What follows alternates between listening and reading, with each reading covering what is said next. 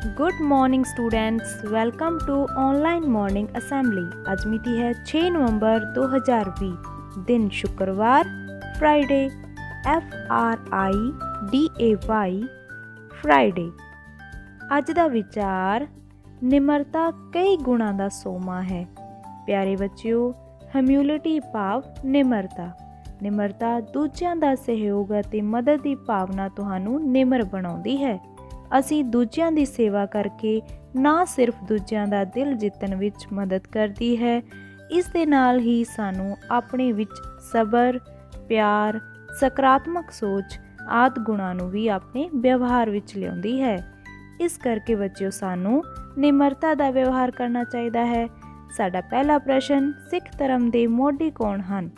ਹਾਂਜੀ, ਇਹ ਹਨ ਸ੍ਰੀ ਗੁਰੂ ਨਾਨਕ ਦੇਵ ਜੀ। ਸ੍ਰੀ ਗੁਰੂ ਨਾਨਕ ਦੇਵ ਜੀ ਸਿੱਖ ਧਰਮ ਦੇ ਪਹਿਲੇ ਗੁਰੂ ਹਨ।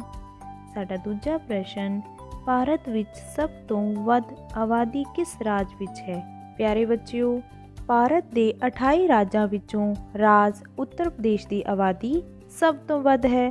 ਸਾਡਾ ਅਗਲਾ ਪ੍ਰਸ਼ਨ, ਪੰਜਾਬ ਦਾ ਮੁੱਖ ਤਿਉਹਾਰ ਕਿਹੜਾ ਹੈ? ਹਾਂਜੀ, ਇਹ ਹੈ ਵਿਸਾਖੀ। ਇਹ ਤਿਉਹਾਰ ਹਰ ਸਾਲ 13 ਅਪ੍ਰੈਲ ਨੂੰ ਮਨਾਇਆ ਜਾਂਦਾ ਹੈ। ਇਹ ਤਿਉਹਾਰ ਕਿਸਾਨਾਂ ਦੀਆਂ ਫਸਲਾਂ ਪੱਕਣ ਦੀ ਖੁਸ਼ੀ ਵਿੱਚ ਮਨਾਇਆ ਜਾਂਦਾ ਹੈ। ਇਸ ਮੌਕੇ 'ਤੇ ਵਿਸਾਖੀ ਦੇ ਮੇਲੇ ਲੱਗਦੇ ਹਨ, ਜੋ ਪੂਰੇ ਪੰਜਾਬ ਵਿੱਚ ਬਹੁਤ ਪ੍ਰਸਿੱਧ ਹਨ। ਹਾਂਜੀ, ਸਾਡਾ ਅਗਲਾ ਪ੍ਰਸ਼ਨ, ਮਨੁੱਖੀ ਸਰੀਰ ਵਿੱਚ ਕਿਹੜਾ ਅੰਗ ਲਹੂ ਨੂੰ ਪੰਪ ਕਰਦਾ ਹੈ? ਹਾਂਜੀ, ਇਹ ਹੈ ਬੱਚਿਓ ਦਿਲ। ਦਿਲ ਸਾਡੇ ਸਰੀਰ ਵਿੱਚ ਲਹੂ ਨੂੰ ਪੰਪ ਕਰਦਾ ਹੈ। ਲਹੂ ਆਕਸੀਜਨ, ਹਾਰਮੋਨਸ, ਗਲੂਕੋਜ਼ ਅਤੇ ਹੋਰ ਭਾਗਾਂ ਨੂੰ ਵੀ ਮਨੁੱਖ ਦਾ ਦਿਲ ਸਰੀਰ ਦੇ ਵੱਖ-ਵੱਖ ਹਿੱਸਿਆਂ ਵਿੱਚ ਇਹਨਾਂ ਨੂੰ ਪਹੁੰਚਾਉਂਦਾ ਹੈ। ਸਾਡਾ ਅਗਲਾ ਪ੍ਰਸ਼ਨ, 1000 ਵਿੱਚ ਕਿੰਨੇ ਸੈਂਕੜੇ ਹੁੰਦੇ ਹਨ? ਪਿਆਰੇ ਬੱਚਿਓ, 100 ਦਾ 1 ਸੈਂਕੜਾ ਬਣਦਾ ਹੈ, ਤਾਂ ਇਸੇ ਤਰ੍ਹਾਂ ਹੀ 1000 ਵਿੱਚ ਕਿੰਨੇ ਸੈਂਕੜੇ ਹੋਣਗੇ? ਹਾਂਜੀ, 10 ਸੈਂਕੜੇ ਹੋਣਗੇ।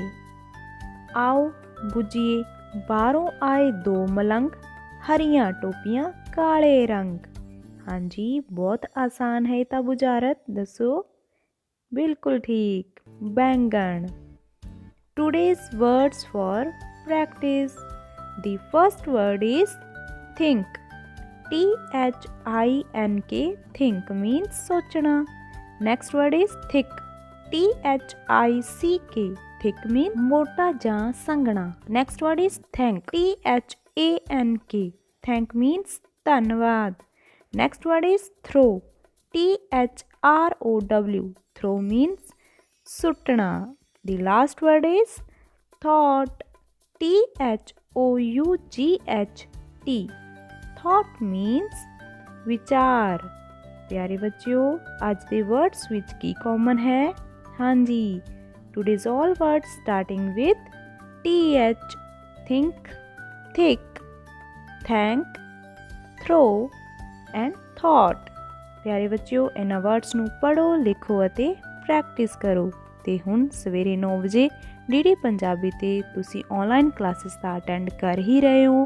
ਇਸ ਦੇ ਨਾਲ ਹੀ ਤੁਹਾਨੂੰ ਭੇਜੀ ਗਈ ਪੰਜਾਬ ਸਿੱਖਿਆ ਵਿਭਾਗ ਵੱਲੋਂ ਪੈਸ 2020 ਅਭਿਆਸ ਸ਼ੀਟ 59 ਨੰਬਰ ਨੂੰ ਚੰਗੀ ਤਰ੍ਹਾਂ ਪੜ੍ਹ ਕੇ ਫਿਰ ਇਸ ਨੂੰ ਜ਼ਰੂਰ ਹੱਲ ਕਰਨਾ ਹੈ। Thank you.